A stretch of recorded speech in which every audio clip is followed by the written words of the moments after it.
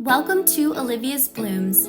If you are new to my channel, I'm gardening in Charlottesville, Virginia, Zone 7B. I'm a home gardener who loves growing my own cut flowers and home decor with a focus on sustainable, regenerative, and eco-friendly practices. But most importantly, I'm here to support, share with, and learn from other gardeners, so I hope you will join me in growing this amazing gardening community. Hey guys, welcome back to Olivia's Blooms. Today I am planting some warm season annuals out, but it is only March 30th and it is really early here to be planting warm season annuals out. Our average last frost date is April 10th, but I've looked at the 2-week forecast. We don't have anywhere near frost for the next 2 weeks. The lowest, it's 1 day and it's supposed to be 38, so it's a little bit of a gamble, but I don't think it's too big of a gamble. And even if we get 1 or 2 nights of frost, I'm just gonna cover these guys. But warm season annuals usually really like soil that's around 60 degrees at least, which means it's probably 70 or 80 degrees during the day. But I want to see if I can get some warm season annuals really early, especially sunflowers for Mother's Day. I know some other flower farmers in my area are able to get those with a little bit of babying, a little bit of extra care, and I want to try it too. And I actually planted my zinnias as well out around this time last year, and I had the best zinnia year ever. So I'm experimenting, but it's not too big of a gamble either, because I also have started a bunch of new warm season annuals in my basement that I can plant out if these don't do well or if they're not looking great, and as a backup. So I'm really excited to try it, and this will be a really good learning experience for me. Is it worth it to plant these warm season annuals out in late March, early April, before the soil's really warmed up? Will they do well? Will I get flowers early, or is it a waste of time?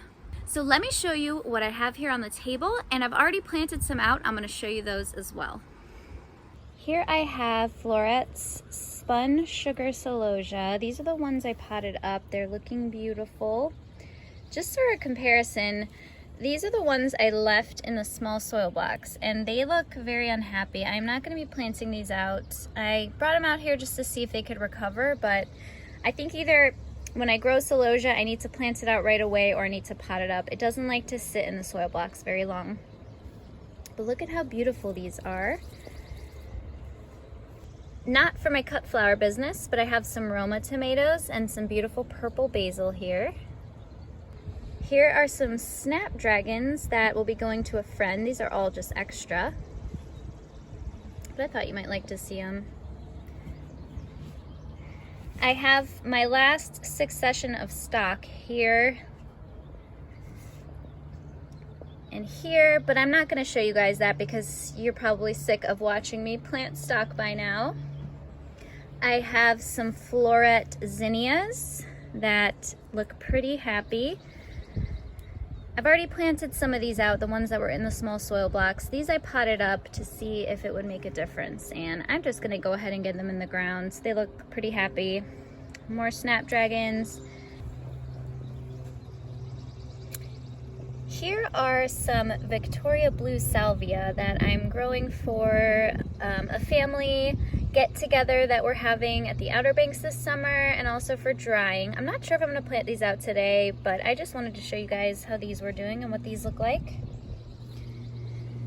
But the last thing I am going to plant out are these dahlias. They're looking very happy and healthy. I'm definitely not worried about these getting into the ground. They overwinter here, so if we're not even getting close to frost, I'm not worried about this foliage. I think they're going to be fine.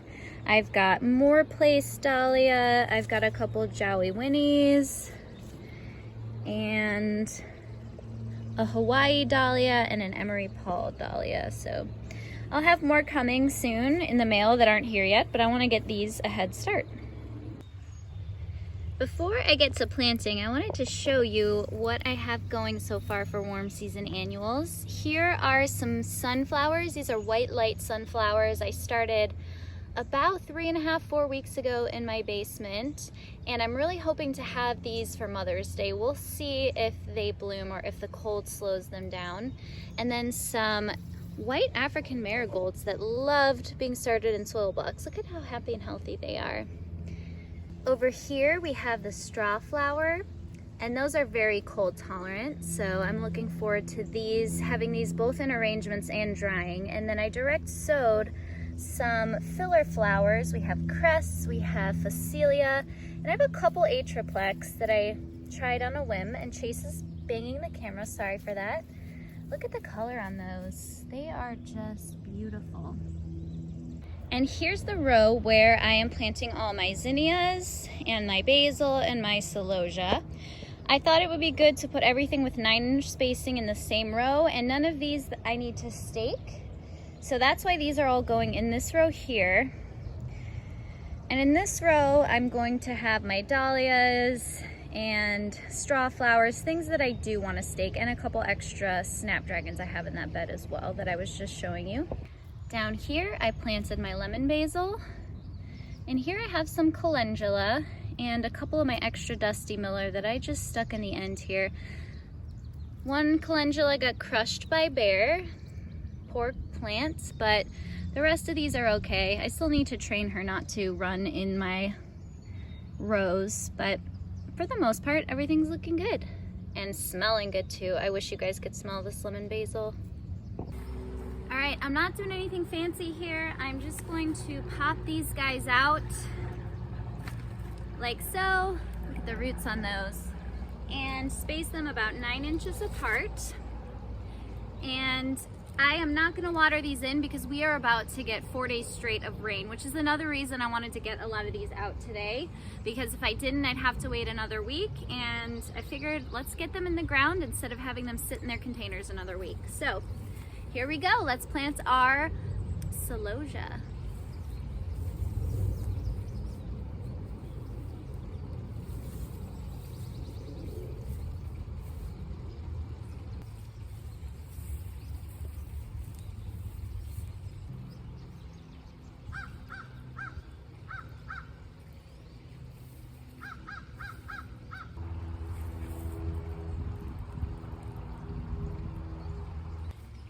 All right, the celosia's planted. Next, I'm gonna plant the rest of these gorgeous zinnias.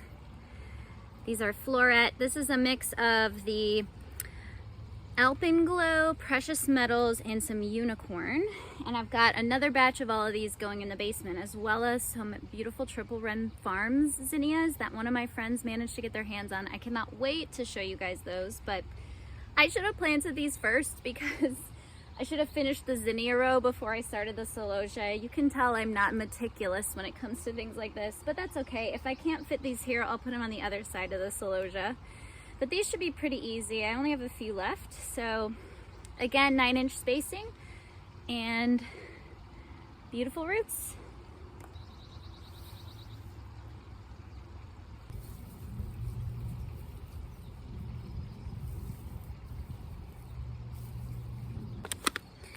I'm not even gonna bother planting these ones that look like they're not doing well, that have some damage, just because I already know I have too many, so why not pick the healthiest? And these I'll just compost, as hard as it is. I know I'll have healthier plants coming if I need more. Here are the floret zinnias I planted about a week ago. And these are the ones I just planted out today that I gave a little more time to pot up. And this is the celosia here. So I am getting really excited to see rows and rows of blooms. You can see I recently terminated the cover crop, and I just let it lie on the soil surface so that it can break down and provide some more nutrients. I only terminated it yesterday. In an ideal circumstance, you'll give yourself about a week or two before you start planting. But I'm not too worried about it. It just means I have to come out here and make sure if something didn't quite get terminated as well as I needed to. For example, this one, I just have to come back out and clip it by hand. So I'm gonna do the extra work just so I can get these in the ground sooner. And I've still got a little bit of the bed to plant up with more celosia and more basil. So next is planting up the dahlias, but I wanted to show you, here's one I left in the ground over wintering. This is my New Day dahlia. It's the one featured in a lot of my photos. Very beautiful two-toned dahlia. And it's starting to come up, so I'm feeling confident putting my dahlias in the ground. I think the foliage is gonna be fine. Again, I don't have any even near frost temperatures in the forecast. So let me show you where I'm putting the dahlias. Here is the bed of plants that either have more than 9-inch spacing or that need to be netted, so I only had to net one row. I've started here just with some sunflowers. I wanted to get these going early before I was able to plant them in my stock bed, which is where the remainder of my sunflowers are gonna go. But you can see I direct sowed some here. These are the ones I showed you earlier, and then my marigolds. And I'm gonna put my dahlias right next to these.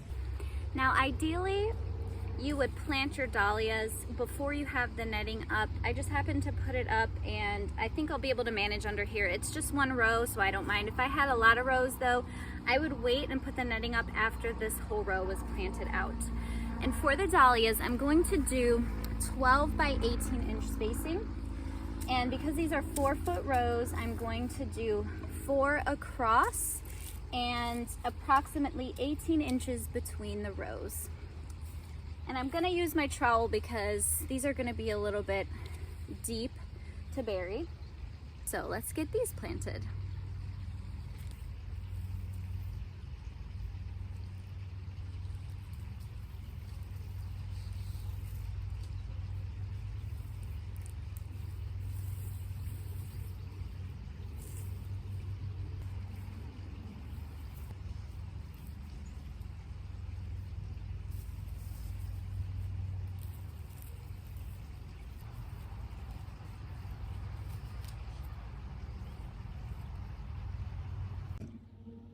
Okay, dahlias are in. I'm not sure about that spacing. I need to start bringing a ruler out with me.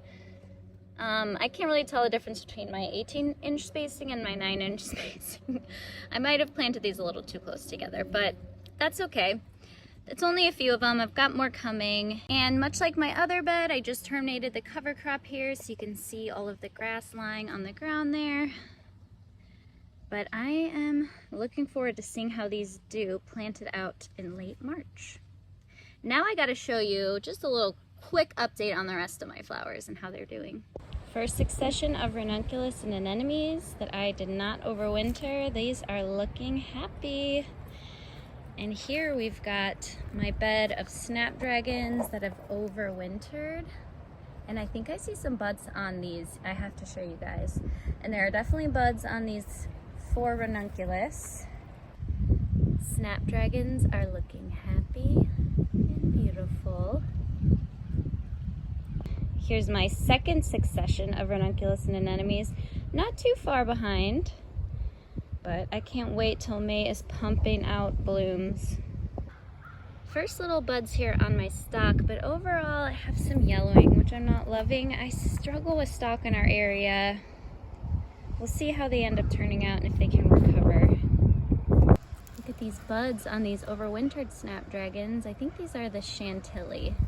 And my bed of Dusty Miller, they're taking their time. I might have put them out in the cold a little bit too early, but they should have nice established roots and take off here anytime. And there's some more sunflowers. Look at this yarrow. Not a flower, but why are my asparagus like trees here? If anyone's looking for the biggest asparagus they've ever seen, I've got some coming your way. So that's all my warm season annuals out that I'm going to be experimenting with. I will definitely bring you guys along and let you know how they do, as well as how my cool flowers do, the ones I overwintered versus the ones I spring planted. But it was a gorgeous spring day. I got my hands in the dirt, so I'm happy no matter what, and I hope you guys had as much fun in my garden with me today as I did. Thanks.